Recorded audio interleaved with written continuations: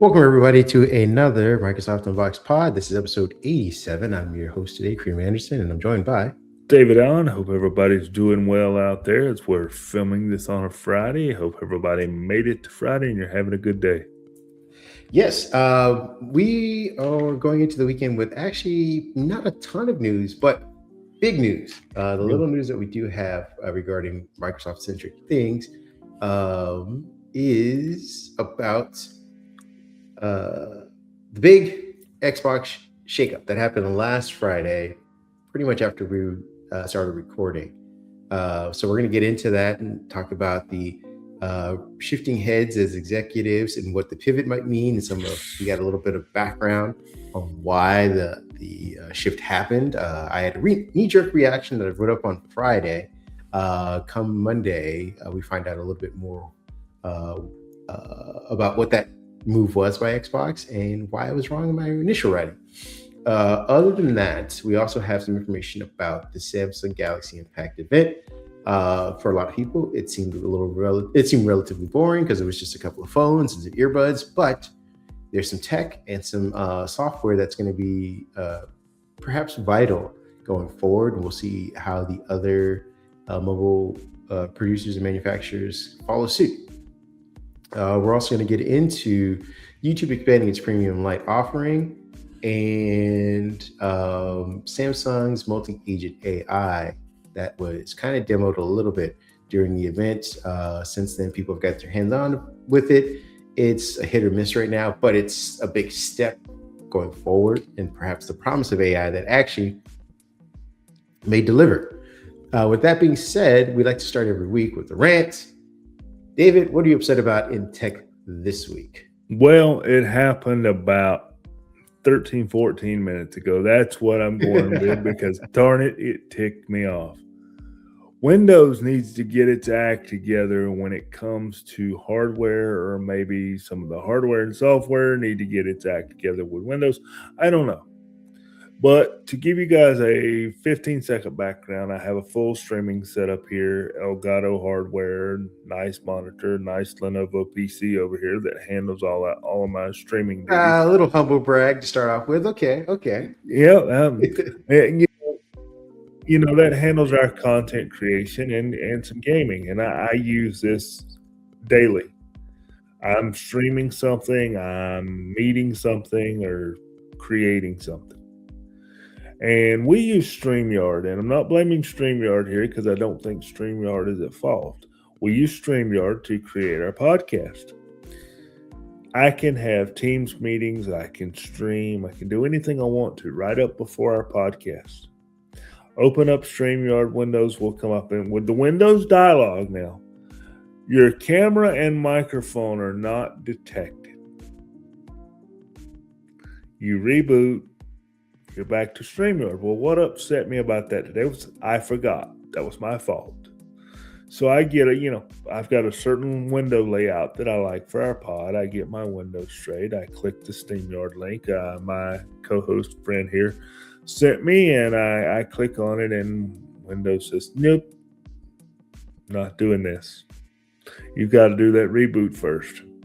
So whoever's at fault here, if you see this podcast, or if you would fix it, I would be grateful, because I don't think it has anything to do with Windows beta channel releases, because this machine is 100% stock, because it is a streaming machine, it is a gaming machine, it is not on the beta channel, it is not on the dev channel. This is 100% stock Windows 11.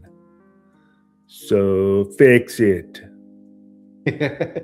I can co-sign that weird meeting situations. Now, I wonder if we were using Teams, would this have happened? Good question. Think about it. We might have to try that. Well, that's exactly what Microsoft. You're walking right into what they want.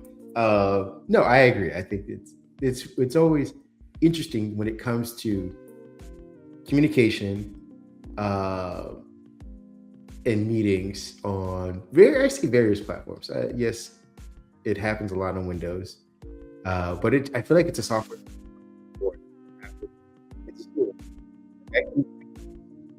in my office for meetings, left and right, hop on a meeting, hop off a meeting, no problem. But when it's something major, when it's something important, when it's something that happens maybe once a month, that's when the software is like, oh, we needed an update, or we sent you an update, or we need to reconnect for some random reason. StreamYard will do it sometimes too. And it's just, it feels like, again, we put a man on the moon. Let's figure out a routine way to keep our streaming services, meeting services up and running. My rant is a little less focused, especially on the end user, but hopefully you guys will come with me.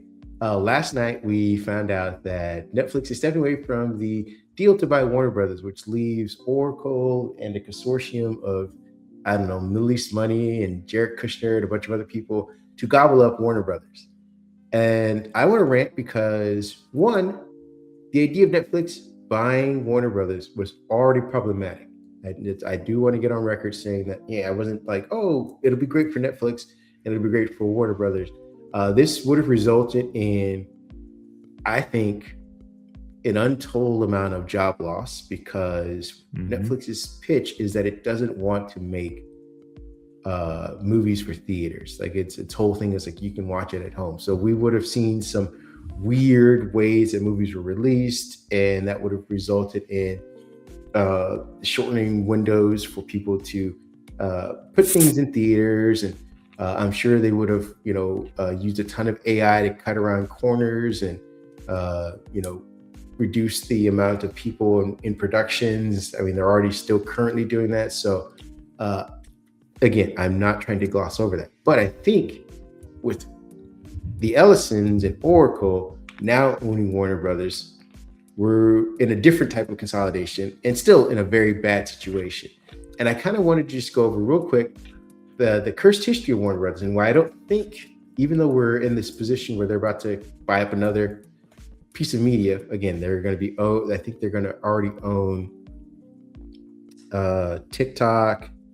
They're going to own, what was the other media? CBS or something like that. Like they already own a bunch of media, Paramount. And CBS and a bunch of other things. They are now going to own another property. And this is, the third thing that they're going to be taking hold of in the last 3 years, which is ridiculous. I think, the FTC should step in and be like, hey, Harry, that's enough. Take a break.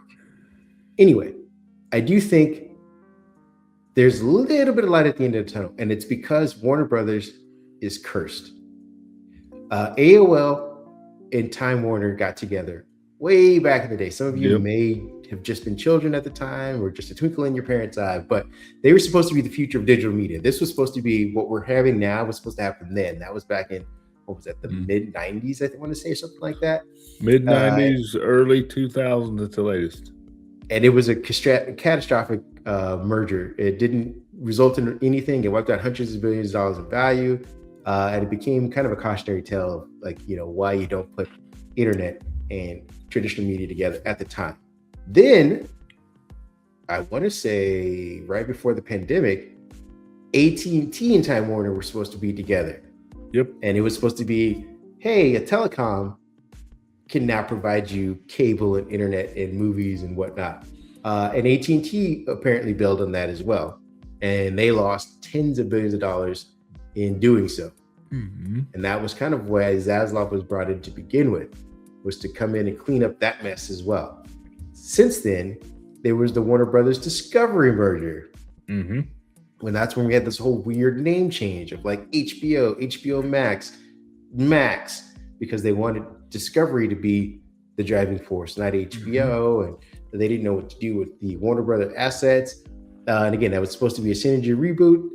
And again, it became just a cycle of layoffs and write-offs. This is how we lost the Batgirl movie that disappeared in the ether. It was made, it was produced, and they put it in the vault and said, you're not allowed to watch it because we need it as a write-off, and we'll never be able to see that again. So that was another one. And now we're getting whatever this is going to be, where, you have the guys in charge of Paramount running this thing. What's going to be interesting to see is that their money to buy this is largely tied up into AI. And we've said on this podcast, and we still continue to preach it, and we'll say it until it eventually happens. It could be 20 years down the road, and we'll say, hey, and when it does happen, we'll say, hey, we were right. But AI is a bubble.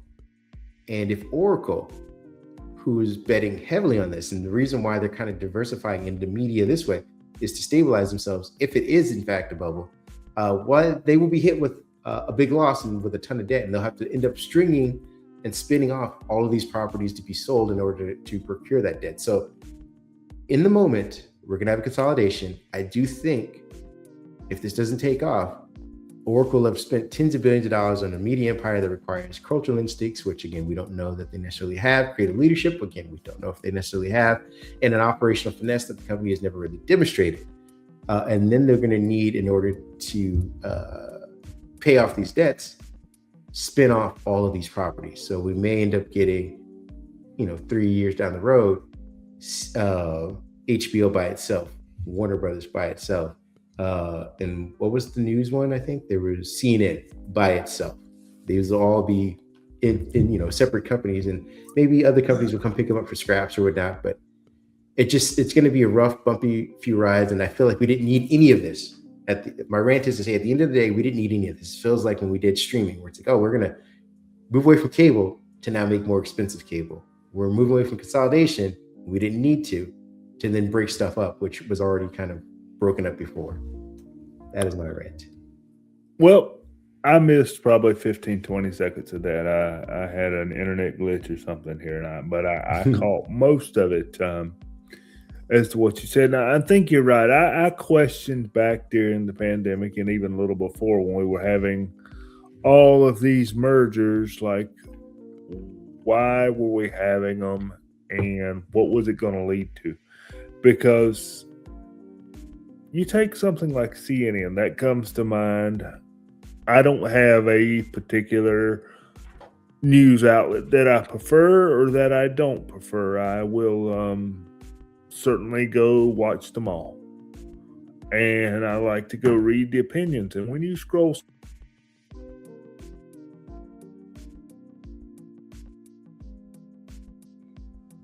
it looks like my partner's frozen, but on his way out, he did agree with me. And that's all that matters, really, when you have someone agreeing with you. Like I said, that's my rant. Let's get you guys into some news so we can get you out on your weekend. We had a specific order that we were going to do this in, but it looks like we may need to switch it up. Just again, I'm going to buy my partner some time, and we're going to get into. Looks like he's back. Are you back? Yeah, I've been talking, but I don't know how much of that was picked up. I didn't know I had disconnected. You did. If you want to wrap it up, I will cede you the floor. It's all you. No, go ahead. I don't know what the last that people heard. I think you were getting into the consolidation portion of it. If not, we can jump straight into YouTube. All I was going to say is the consolidation portion of it is kind of expected at this point, because people are getting, to put a button on it, people are getting nickel and dime to death. And the example I had gone into was CNN as a perfect example. I watch or listen to all news outlets because sometimes I like all opinions. And you go to CNN.com and you scroll past a couple of articles, and it'll pop up there in the bottom. Hey, you have exceeded your free articles. Please give us that $2.99 to continue reading our website. Oh, you click that video you want to see? Oh, we need another $4.99 for you to get streaming, and you can get it all for $6.99. Now, wait a minute. Most streaming TV services, YouTube TV, Hulu Live TV, and any of the other, Fubo, and any of the others that I'm leaving out, most of them defaultly include CNN. So you're wanting me to pay twice? Yes. And I don't see why there's a problem with this. What's wrong with you? Are you un-American? Absolutely. If that's not a problem, then you can go watch a Chinese communist TV somewhere else. Here in America, we pay twice. My other last prediction is that we're going to see some weird programming selections. And by weird, I mean influential. We've already seen it with CBS, what they're doing over there. And I fear for a show that I actually become fond of, which is last week tonight. They are very critical of a lot of things, and I don't see Oracle, the Ellisons being okay with that in the near future. So keep your eye on that. Maybe that'll help you with your paying decision. Maybe you eventually won't pay twice or pay at all for these services because of decisions like that